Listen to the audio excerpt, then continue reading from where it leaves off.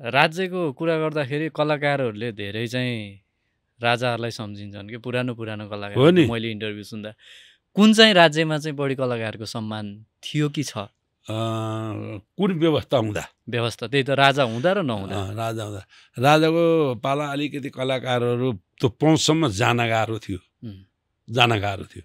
गइसकेपछि कलाकारलाई ठुलो सम्मान हुन्थ्यो राजपरिवारबाट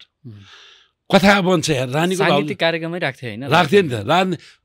कथा बन्छ अहिले एउटा साथी जीवित छन् अहिले तपाईँ नगरपालिकामा एउटा नोटरी पब्लिक चलाएर बसेका दुर्गा कोइराला साथी छन् मेरा होइन रानीको भाउजूसँग हामी गीत गाउँदा गाउँदै रानीको भाउजू ऐश्वर्यको भाउजूसँग नाच्ने अवसर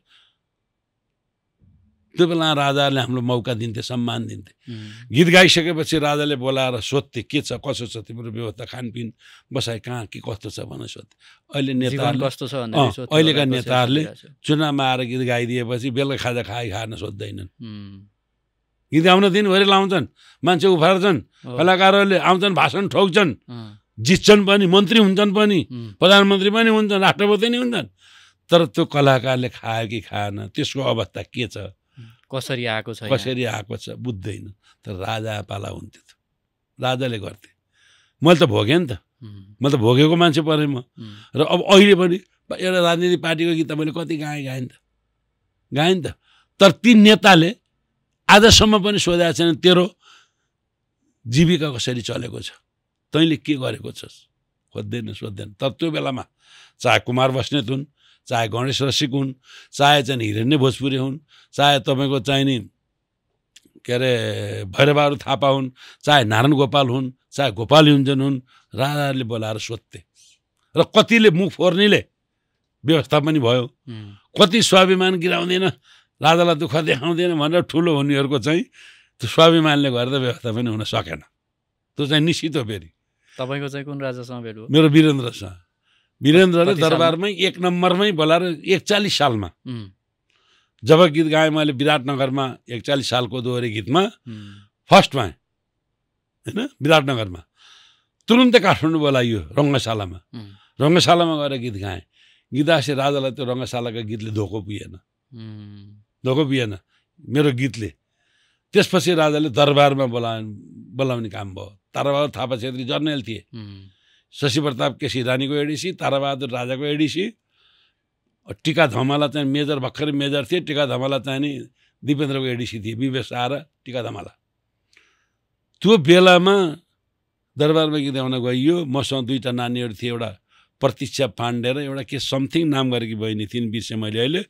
सिर्सीकोट स्याङ्जाको सिर्सीकोटमाथि तपाईँलाई थाहा छैन पर्वत भने त्यो सिर्सीकोट भन्ने त्यो सिर्सीकोटका नानीहरू थिए 2टी र उनीहरूलाई 2टीलाई लिएर म गीत गाउन गएको थिएँ उहाँ होइन जाँदाखेरि अब गाइयो उता रङ्गशालातिर फर्स्ट भइयो फर्स्ट भएपछि राजा आएको थिए धोको पुगेन धोको नपुगेपछि फेरि बोलाएर दरबारमा गीत गाइसकेपछि राजाले अग्निकुण्ड भन्छ त्यो अग्निकुण्डमा थक्क आगो तापेर टट्ट त्यो उसमा बसेका राजा रानी मरिजमान यता उता नवराज मरिजमान प्रधानमन्त्री प्रकाश बहादुर सिंह सवारी मन्त्री सडक्क बसेका होइन जाडा पुसको महिना थियो लुग कामदै गइयो पातला दौरा सुरुवाल इष्टकोट लाएर गएको अनि 2टा केटीहरूलाई हामीलाई लिएर जाने मान्छेले बोल्न हुन्न है त्यहाँ सरकारलाई दुःख देखाउन हुन्न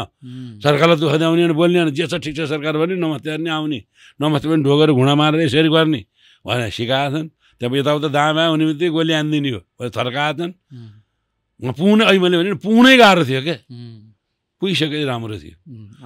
अनि त्यसपछि गइसकेपछि तातो पनि साह्रो 6 भाइ छौँ हाम्रा 7 भाइ म एउटा मारे त ननि मार्ला नि त नि मरेछ नि मलाई त आफ्नो दुःख परेको त बोल्छु भयो मलाई हिम्मत आयो क्या मलाई होइन त्यसले उसले चिम्टेर नगर भन्दै पनि मलाई रिस उठेर जोस आयो त्यो पनि भगवान्ले एउटा साहस दिएका हुन् क्या अन्ततगत एउटा अदृश्य शक्ति छ त्यो अदृश्य शक्तिले संसार चलाएको छ त्यही शक्ति नै भगवान् हो क्या अनि त्यसपछि चाहिँ लिएर आइसक्यो बोल्छु भने बोल्यो भने राजा थिएन गइसक्यो त राजाले सरदार सरकार फेवातालको सिरान 50को फेदीमा घर छ कतिखेर पहिराले ल्याएर फेवातालमा मिसाउने हो ठेगान छ सरकार मरिन्छ है भन्ने डर छ भनेपछि राजा बोलेनन् वीरेन्द्र नवराज सुवेदीतिर फर्केर भरे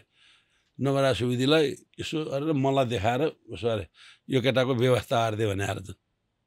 राजा बोलेको होइन यति गरेको व्यवस्था गरिदिए यसको भने अर्थ त्यो व्यवस्थाभित्र जे पनि पर्थ्यो क्या मलाई लन्च चौरतिर यसो घर बनाइदिए बिहान बेलुका सरकारलाई गीत सुनाउँथेँ भने भए मलाई घरै बन्ने त्यहाँ कुमार बस्नेतको गणेश रसीको घरै बनाएका हुन् होइन अरू पनि 2-4 जना कलाकारको घरै बनाइदिए अनि तपाईँको चाहिँ त्यतिखेर चाहिँ ल भनेर उता फर्काइदिए हुने नवरा सुवेदीलाई भनिदिए गरिदियो नवरा सुवेदी कार्यक्रम सक्यो राजा रानी गयो नवरा सुवेदी कुदेर तेह्र त तालुवा आलु फल्यो तालुवा आलु नवरा सुवेदी भनेको अस्ति राजाले ल्याउने आन्दोलनको अहिले चाहिँ कमान्ड संयोजक त्यति राष्ट्रिय पञ्चायतको अध्यक्ष हुने नवरा सुवेदी राष्ट्रिय पञ्चायत अध्यक्ष मरिजमान प्रधानमन्त्री अनि त्यहाँबाट चाहिँ नि भनिदिएपछि त ल तेह्र त तालुवा आलु फल्यो के फल्यो पछि सोधेँ के तालुवा आलु भन्नुभएको हजुरले भनेको त सरकारले तेरो व्यवस्था गर्ने हुकुम भएको छ कहाँ बस्छस् सोधेकै यही हो अनि मेरो त अब यता सोनपुरबाट आएर यहाँ 30 रुपियाँको कोठामा बसेको थिएँ कोठा भाडा 30 रुपियाँ तिर्थेँ त्यो बेलामा अनि बस्दै गरे बेला त बुढाले चाहिँ नि सोधेपछि त मलाई त के खोज्छस् भन्दा कानो भइहाल्यो आँखो खोज्नु परेन अनि आँखो खोजेपछि के छ काना भन्दा त आँखो भने जस्तै पोखरा बस्छु हजुर भने काठमाडौँ त मलाई बस्नै मन नलाउने अनि पोखरा बस्नु कति पैसा लाग्छ मेरो यताबाट आउने गरेको दिमाग है भने न तपाईँलाई यहाँ 5,000 घडेरी पाइन्थ्यो यार 5,000मा लेक साइडमा मेरो सोच के भने 15,000को 30 हातबाट भए म बसेको अहिले जहाँ छु नदीपुरमा 500 रुपियाँको एक हात आउँथ्यो त्यो बेलामा न्यु रोडमा 1,000को एक हात आउँथ्यो पोखरा न्यु रोडमा 25,000 कहिले कमाउने होला 25,000 कमायो भने 30,000को के अरे 15,000को 30 हात जग्गा बोडा 80 हात पछाडि आउने होइन 10,000को घर बनाएपछि त हुन्छ होला भने कहिले आउला कहिले 25,000 कहिले कमाउने होला भन्ने दिमागमा त्यति मेरो दिमागमा त त्यही 25,000 आएर त त्यो नम्बरले सोध्ने होला 25,000 भयो भने हजुर भने यार 5 लाख भने आयो भने 10 लाख भने आयो भने 25 लाख भने 50 लाख भने आयो भने पाउने त्यो बेला एउटा घर बनाइदिए थिएँ त्यहीँ बस्ने हजुर भने कहाँ बस्ने लेक साइडमा यहीँ घर बन्ने यो जम्मै पाखो वीरेन्द्रको र चाहिँ ज्ञानेन्द्रको थियो त्यहाँ त्यतै जहाँ आउन त्यहीँ बनाइदिने मेरो दिमाग 25,000 हुन्छ भनेको त नवरा सुवेदी उताबाट कति खायो ल्याएर आफ्नो कृषि विकास ब्याङ्क त्यो पुतली सडकमा कृषि विकास ब्याङ्क रहेछ त्यहाँको हरियो चेक आफ्नो नामको खाताको 25,000 दिएर मलाई त्यही पैसा नि साट्ने ढङ्ग नभएर मेरो कता लगेर साट्ने काठमाडौँमा कहाँ साट्ने भट कहीँ देखेको छैन भनेपछि फेरि त्यो ताराबहादुर थापा चेती जर्नेलले टिका धमलालाई भनिदिएर टिका धमलाले गाडी यहाँ लगेर पुतली सडकमा चेक साटेर रुमाला कम्मारा 25,000 बाँधेर नाइट बसमा भएर आयौँ त्यस्तो गर्थे राजा अहिलेकाले गर्दैन अहिलेका नेतालाई त एउटालाई सरुवा हारिदेऊ न लौ न हाम्रो मान्छेले दुःख पाइन् दिदीले बहिनीले श्रीमतीलाई सरुवा हारिदिनु हजुर बुढाबुढी केटा बस्नु पऱ्यो भने नि काम गरिदिन्न नि चोरहरू पैसा दिनुपर्छ बिना पैसा कामै छैन मिठो खुवाउनुपर्छ यिनलाई उल्टा यस्तो भयो क्या व्यवस्था यस्तो बनाइदिए क्या यो व्यवस्था त्यस्तो होइन बनाइदिए त्यस्तो